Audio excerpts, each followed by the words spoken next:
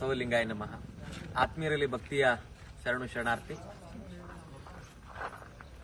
ಬಸವ ಕಲ್ಯಾಣದ ಹೆದ್ದಾರಿಗೆ ಹೊಂದಿಕೊಂಡಿರುವಂತಹ 108 ಅಡಿ ಗುರು ಬಸವಣ್ಣನವರ ಭವ್ಯವಾದ ಮತ್ತು ದಿವ್ಯವಾದ ದೈವಿಕ ಪುತ್ಥಳಿಗೆ ಸನ್ಮಾನ್ಯ ಕರ್ನಾಟಕ ಸರ್ಕಾರದ ಸಚಿವರಾಗಿರುವಂತಹ ಸನ್ಮಾನ್ಯ ಸತೀಶ್ ಜಾರಕಿಹೊಳಿ ಅವರು ಕಳೆದ ವರ್ಷ 2023 ಮತ್ತು 24ನೇ ಸಾಲಿನಲ್ಲಿ ಬರುವಂತಹ ಲೋಕೋಪಯೋಗಿ ಇಲಾಖೆ ಅನುದಾನದಡಿ 40 ಫೀಟ್ ಬ್ರಿಡ್ಜ್ ಅನ್ನ ಅಲ್ಲಿ ನಿರ್ಮಾಣ ಮಾಡಿದ್ರು.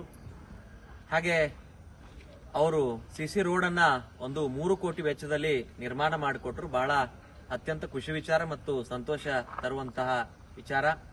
ಮಾನ್ಯ ಸಚಿವರಿಗೆ ನಾವು ಅಭಿನಂದನೆಯನ್ನ ಬಸವ ಧರ್ಮ ಪೀಠ, ರಾಷ್ಟ್ರೀಯ ಬಸವದಳ, ಲಿಂಗಾಯತ ಧರ್ಮ ಮಹಾಸಭೆ ಮತ್ತು ಬಸವಪರ ಸಂಘಟನೆಗಳಿಂದ ಹೃದಯ ತುಂಬಿ ನಾನು ಅಭಿನಂದನೆಯನ್ನ ಬಸವ ಧರ್ಮ ಪೀಠದ ವತಿಯಿಂದ ನಾವು ಅವರಿಗೆ ಶುಭವನ್ನ ಹಾರೈಸಿ ಅವರಿಗೆ ಇನ್ನಷ್ಟು ಆಯುಷ್ಯ ಆರೋಗ್ಯವನ್ನ ಗುರು ಬಸವಣ್ಣವರು ನೀಡಲಿ, ಅವರು ಕರ್ನಾಟಕದ ಮುಖ್ಯಮಂತ್ರಿ ಆಗುವಂತ ಅವಕಾಶ ಅವರಿಗೆ ಲಭಿಸಲಿ ಗುರು ಬಸವಣ್ಣವರ ಆಶೀರ್ವಾದದಿಂದ ಅಂತ ಹೇಳಿ ಈ ಸಂದರ್ಭದಲ್ಲಿ ಅವರಿಗೆ ನಾನು ಹೃದಯ ತುಂಬಿ ಶುಭವನ್ನ ಹಾರೈಸ್ತೇನೆ.